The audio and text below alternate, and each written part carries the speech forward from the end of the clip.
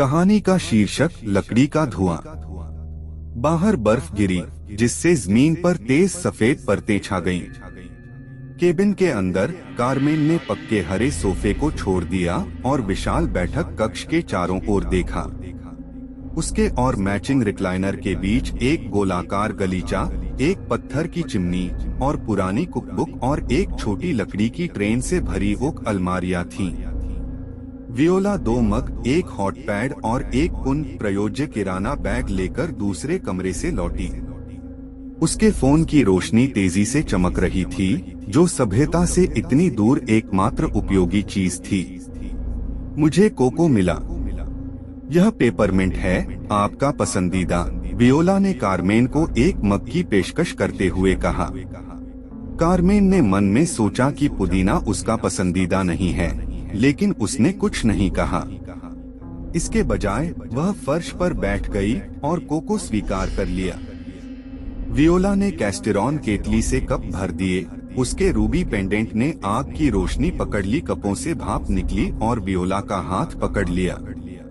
Carmen ने अपना cup लिया और अपने मैनिक्योर किए हुए नाखूनों को चीनी मिट्टी के बर्तन पर थपथपाया। जनरेटर के बिना इतनी दूर कौन रहता है, वह जोर से सोचती थी। वियोला उचकते, मुझे लगता है कि यह मीठा है। मुझे मेरी दादी की याद आती है, लेकिन कम नस्लवादी। कारमेन उस महिला को नहीं जानती थी जिसके पास केबिन था, लेकिन उसे वियोला के साथ यहाँ आने के लिए सहमत होने का पछतावा था। उसने वियोला को अकेले न आने, यहाँ तक कि किसी की मदद करने की चेतावनी दी थी। इसके बाद वियोला ने मार्शमैलो के 2 बैग पेश किए, जिसमें कारमेन को छोटे रंग या बड़े बैग के बीच विकल्प की पेशकश की गई। कारमेन ने अपने द्वारा चुने गए मार्शमैलोज के बैग की ओर इशारा किया। महान विकल्प, तो हम और भी अधिक बना सकते हैं, वियोला ने कहा। कारमेन का पेट गुर्राया और उसने कोको का सावधानी पूर्वक घूंट लिया। मिंटी फ्लेवर उसकी जीभ पर गर्म लावा जैसा महसूस हुआ। क्या खाने के लिए और भी कुछ भरा हुआ है? कारमेन ने पूछा। वियोला ने बैग खोला और अंदर झांका। चॉकलेट प्रेट्जेल हैं। कारमेन ने भारी आह भरते हुए सोचा कि क्या केबिन की मालिक बूढ़ी औरत के पास कोई असली खाना है। उसने प्रेट्जेल स्वीकार कर लिया और वे दोनों खाना शुरू कर दिया। एकमात्र आवाज मिठाई की कमी और बाहर की हवा थी। अचानक बाहर से एक तेज गड़गड़ाहट आई, जिसके बाद एक भेदी आवाज आई जो एक क्रोधित इंजन की तरह लग रही थी। कारमेन सोफे से कूद गई और बर्फीली रात में खिड़की से बाहर देखने लगी। उसकी सांसों ने शीशे को ढक दिया, लेकिन उसे रास्ते में कुछ भी दिखाई नहीं दिया। शोर अचानक बंद हो गया। एक पल में एक पेड़ के आधार से दूसरे पेड़ तक बर्फ के पार एक छाया चली गई। कारमेन का गला कस गया और उसके पेट में गांठें महसूस होने लगी। क्या तुमने वह देखा? कारमेन ने पूछा। अभी भी पेड़ को घूर रहा है। शायद यह शाखाओं के बीच कूदता हुआ एक रैकून था, वियोला ने सुझाव दिया। उसकी आवाज कांप रही थी। हालांकि यह इतना ठंडा था कि किसी भी समझदार प्राणी को उसके बिल में भेज सकता था। कारमेन ने सहमति में सिर हिलाया। वियोला आग पर वापस चला गया। इसे चालू रखने के लिए एक और लॉग जोड़ने की कोशिश कर रहा था। आह, गोली मारो। कारमेन ने अपने दोस्त की ओर देखा। क्या गलत है? हमारे पास जलाओ लकड़ी लगभग खत्म हो चुकी है, वियोला ने टिंडर बॉक्स की जांच करते हुए कहा। हमारे पास केवल एक लट्ठा और मुट्ठी भर लाठियां बची हैं। कारमेन की रीढ़ की हड्डी में ठंडक दौड़ गई। वह शपथ ले सकती थी कि बॉक्स 1 मिनट पहले ही भरा हुआ था। कारमेन ने असहज महसूस करते हुए सुझाव दिया, हम बस बिस्तर पर जा सकते हैं। चलो, यह केवल है। वियोला के फोन ने एक तेज क्लिक किया और अचानक कमरे को रोशनी से भर दिया। साथ की तरह, और हमें मजे करने के लिए शक्ति की आवश्यकता नहीं है। कारमेन ने अपना चेहरा झुर्रियों वाला कर लिया। क्या कर रहा है? जम रहा है। वियोला ने ऊपर देखा। दरवाजे के ठीक बाहर और भी लकड़ी है। कारमेन की छाती कस गई और उसने वापस खिड़की से बाहर देखा। वियोला की अभिव्यक्ति विकृत हो गई। चाहता है।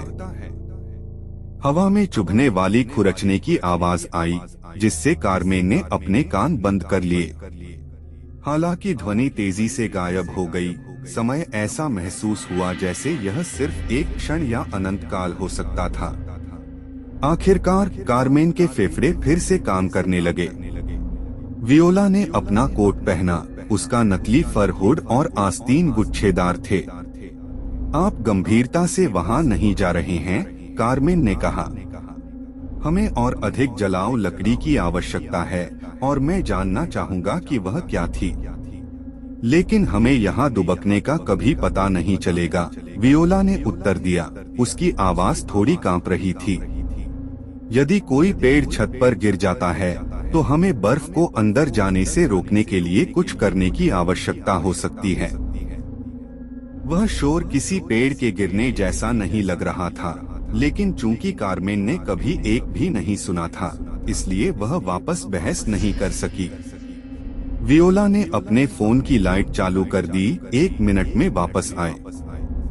कारमेन पर ठंड का प्रकोप फैल गया और वियोला के पीछे दरवाजा बंद हो गया। कारमेन ने बर्फ की खड़खड़ाहट और बाहर हवा की गड़गड़ाहट सुनी। फिर सब कुछ शांत हो गया। गिरते पत्ते की आवाज भी नहीं। एक अजीब गंध, जैसे जिंजर ब्रेड के साथ मिश्रित क्षय, केबिन की दरारों से रिस गई। बाहर बर्फ पर काले धब्बे दिखाई दिए, जिससे वह लाल हो गई। बारिश नहीं, खून था। अचानक गीली आवाज में एक क्षत-विक्षत हाथ लकड़ी के ढेर पर जा गिरा। कारमेन हांफते हुए खिड़की से पीछे हट गई। वियोला, कारमेन ने कहा। उसकी आवाज डर से तनावपूर्ण थी। दरवाजा हिल गया। कारमेन ने चारों ओर देखा। उसका दिल उसके कानों में धड़क रहा था। उसने पास में एक पोकर देखा और उसे कसकर पकड़ लिया। दरवाजे का घुंडी मुड़ गया। उसने अपनी पकड़ मजबूत कर ली। धुएं के रंग के पंजे दरवाजे की चौखट के चारों ओर लिपटे हुए हैं, जो धीरे धीरे झुर्रीदार मानव उंगलियों में बदल रहे हैं। दरवाजा खुला हुआ था, जिससे भूरे बालों वाली एक झुकी हुई महिला दिखाई दे रही थी। कारमेन के कंधे झुक गए और उसकी उंगलियों में भावना वापस आ गई।